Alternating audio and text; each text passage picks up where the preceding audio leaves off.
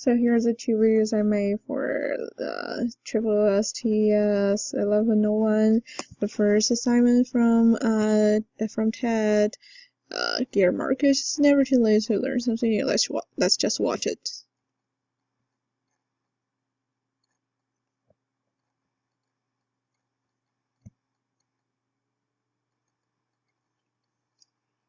If learning a new skill doesn't necessarily take 10,000 hours, does it still require that you start by the time you were 10? That's certain banjo players have done. This is a question of great personal interest to me because I started playing guitar just before I turned 40. So this is where my science intersects with my personal life. And the idea here is called the critical period effect. So the notion is if you're going to learn a language, you need to start by the time you were 3. If you're going to play golf, you better start when you're 5. And if you have amblyopia, you better get it cured right away. But this idea, too, although it's very... So he mentioned about the concept of critical age of learning something new, like the language. So if you want to learn a language, you better start when you were 3 or before 3. Or like me, I am a mother language is Chinese, and I started learning English when I was 8. But even though I am using English right now every day, it's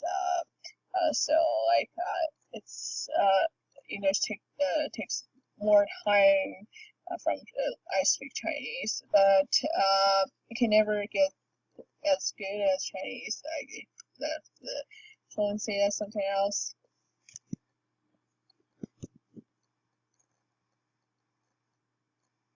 Here's the multiple choice quiz. What is the critical age of learning something new? The answer is first time point or period to learn something new.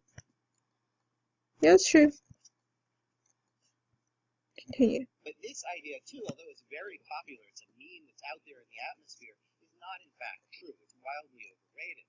So, for example, one recent study showed that you can take adult amblyopics, who we all thought couldn't learn anything new, and you can help their visual acuity, their spatial attention, and so forth, by the complicated intervention of simply putting an eye patch on them and having them play Medal of Honor, a first-person shooter game, and it actually improves their vision. The best data actually come from experimental data with animals where you can really control what the learning is, what the practice is. And the textbook example of critical periods is with barn owls. You put a prism in front of them, and it's sort of like a virtual reality experiment. It distorts the entire world.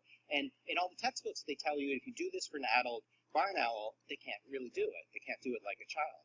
But new data has shown that if you make them do it incrementally, step by step, instead of dealing with a very large distortion all at once, you do sort of a little bit each day, the adult owls do much better than anybody ever expected. So like from the experiment, if you change the vision but not like drastically, you can never get used to the vision, you present to it, but if you change it like step by step, like tutorials to like step by step, like from soft to hard, it can there's possible for you to get used to it. Like my dad actually graduated from college as a mechanical engineer, but he became an attorney after all. So for the first few years, he worked in a factory, and then his factory bankrupted, so he had to find a new way to get through it because he had me, so he had to raise the family. And so he went to law school and started all over again. He started to learn the basic law knowledge and step by step, and eventually he became a really great attorney, and now he's an expert in law. So for this quiz, what method is better to get used to or learn something new? The answer, I think, is the step-by-step learning, as mentioned from the video. Yeah, that's true. So if you are thinking of learning something new, think of Michelle Steele. She took up downhill skeleton at age 18, and 6 weeks later she came in 6th on the World Cup.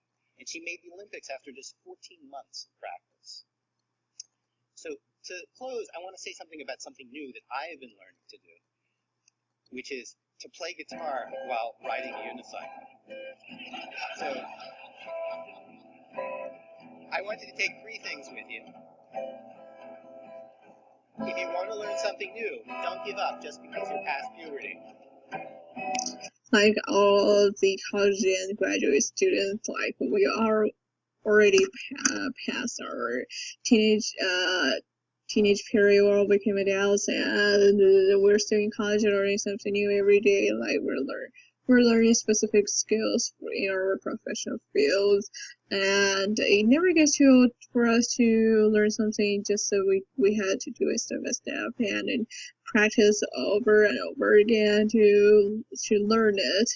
And like this class I'm taking right now, it is at 70s Introduction to Educational Technology. So technology changes every day. You have to get used to it. Like you cannot do it like every day. It updates every day, but you have to learn it. You have to update it, your database like that, things like that. I actually did a lot from this class, so I learned how to use information tools, technology tools to using in my class, and the professor is in his 50 or 60, and he's still learning something new, like about the educational technology. So you never get too old to learn something new. You just have to pay more practice and patience to it. So about this quiz, is it true that you will never get too old to learn something new? I think that's true, because I mentioned from the video that if you want to learn something new, don't give up just because you pass the puberty. So it actually means that you can learn something new like all the time if you have passion with it. Adults can learn new things, and what really matters is not how fast you learn. Is not just about how many hours you put in, but how intelligently you practice. Thank you very much.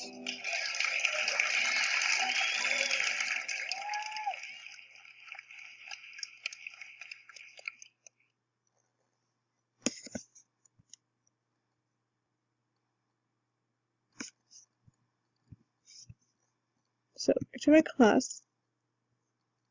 There's another Space Shadow Last Days video, another assignment.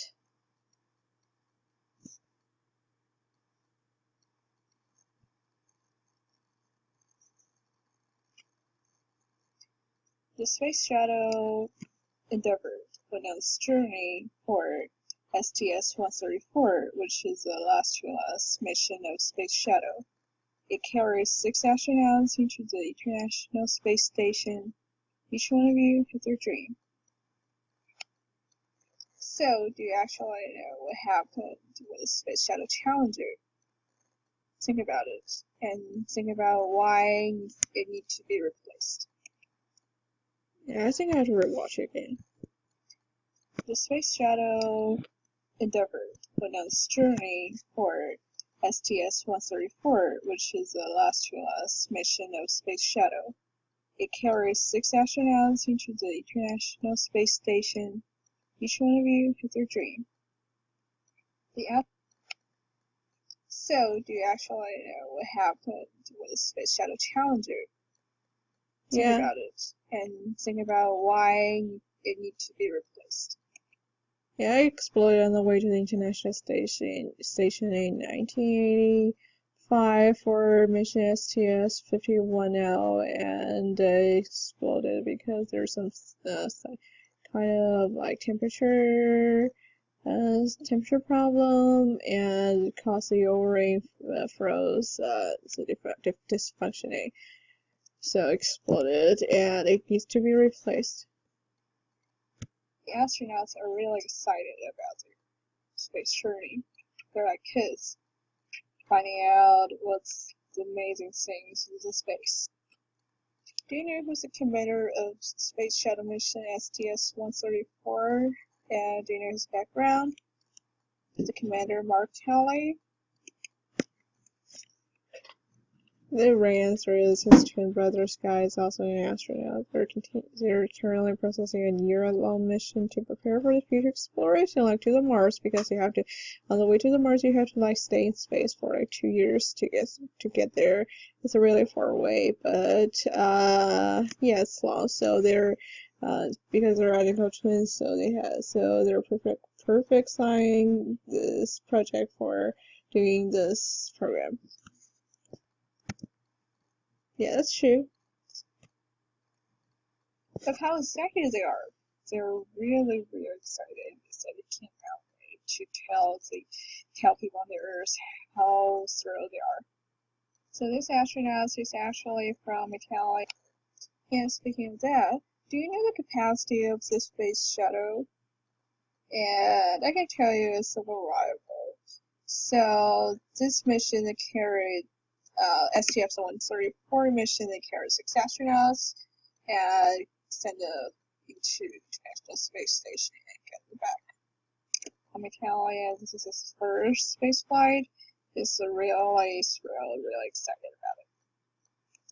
So far, there have been 25 crews successfully dashed to the International Space Station and helped the construction. And this mission marked a few milestones to the whole Space Shuttle mission. And the first space-to-ground conversation was with them. But it was significantly the successfully installed a astrophysics experiment. And they also marked the last space shuttle crew of spacewalk. Do you remember when the first spacewalk happened? Spacewalk. And that was one of the astronauts' first spacewalk. It was really thrilled. He was really excited. It was now science fiction. It was absolutely real to him, to all of us. The last space shuttle journey is scheduled for late this summer by Atlantis. It's gonna make one more trip to the. Okay, here's a big challenge. Can you list 2 reasons about why they need to retire all 5 space shuttles? So the quiz is, can you tell me the reason why government needs to retire all the space shuttles? First, space shuttle can now reach further destinations, and Mars is Saturn II needs to be replaced by new kind of vehicle. The second, space exploration needs financial backup, and space shuttle program burn out too much money, and also they need innovation. So I think the right answer is the second, because the United States is facing the critical financial problem with space exploration programs, also with NASA. So it has to be cut off the space shuttle program to innovate some new kinds of space vehicle to go to further destinations. Submitted. Yeah, it's true. Continue. To the ISS, and all the shadows are going to go to the museum and retire. So you can't see them in them yet.